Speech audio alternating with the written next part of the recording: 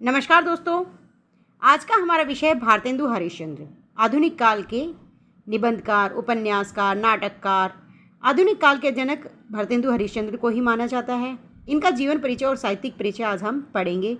भारतेंदु जी का जन्म 9 सितंबर सन 1850 ईस्वी में तथा मृत्यु जो है 35 वर्ष की अल्प आयु में सन 1885 ईस्वी में हुई। याद रखिएगा, इनका जो जन्म और मृत्यु का समय है वो बहुत ही महत्वपूर्ण है। 1850 ईस्वी में जन्म और मृत्यु 1885 ईस्वी में हुई थी। इनका जन्म काशी के एक प्रतिष्ठित वैश्य परिवार में हुआ था। इनके पिता का नाम गोपाल चंद्र गिरधर दास तथा माता का नाम पार्वती देवी था। क्या नाम था इनके पिता का? गोपाल चंद्र गिरधर दास और माता का नाम पार्वती देवी। इनका जन्म काशी के एक प्रतिष्ठित वैश्य परिवार में हुआ था। याद रखिएगा, बचपन में ही इनके माता पिता का निधन हो गया था। इनका मूल नाम हरिश्चंद्र था और भारतेंदु जो है वो इनकी उपाधि थी। इनके काव्य गुरु पंडित लोकनाथ थे। दोस्तों, आगे बढ़ने से पहले चैनल को सब्सक्राइब कीजिए, साथ में बेल आइकन प्रेस कर लीजिए ताकि अगली वीडियो का लिंक आप तक पहुंच सके। अब पढ़ते हैं इनका साहित्यिक परिचय। अपनी अल्प आयु में ही इस महान साधक ने माँ भारती के भंडार में अभूतपूर्व वृद्धि की। माँ भारती के भंडार में अभूतपूर्व वृद्धि कैसे की? उल्लेखनीय साहित्य की रचना करके।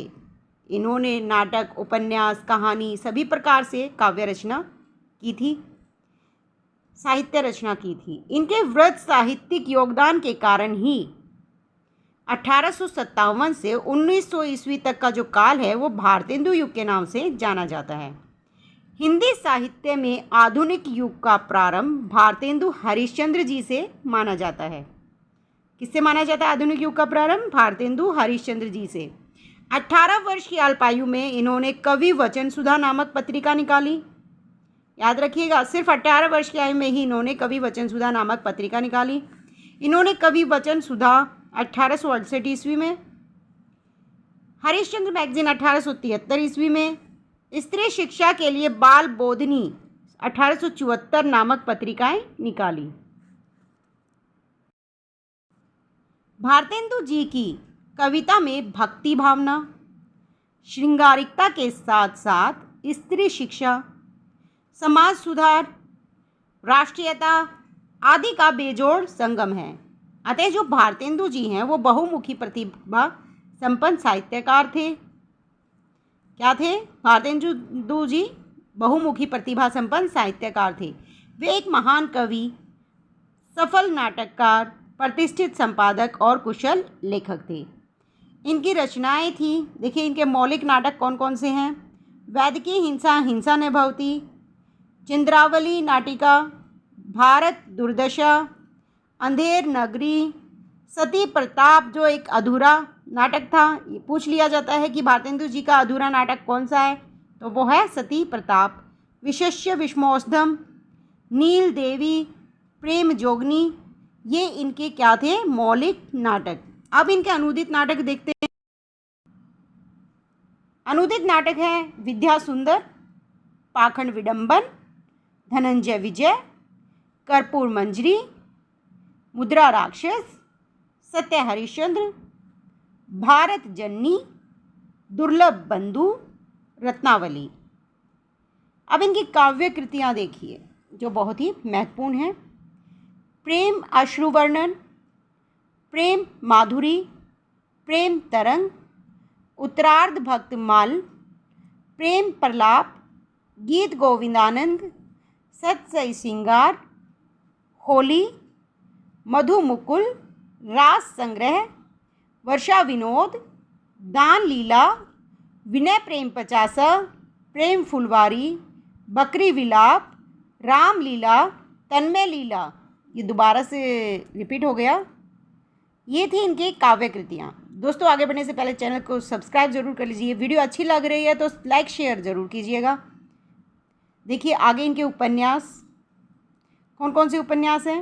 हमीरहट, रामलीला, सुलोचना, शीलवती, सावित्री चरित्र। निबंध कौन कौन से हैं?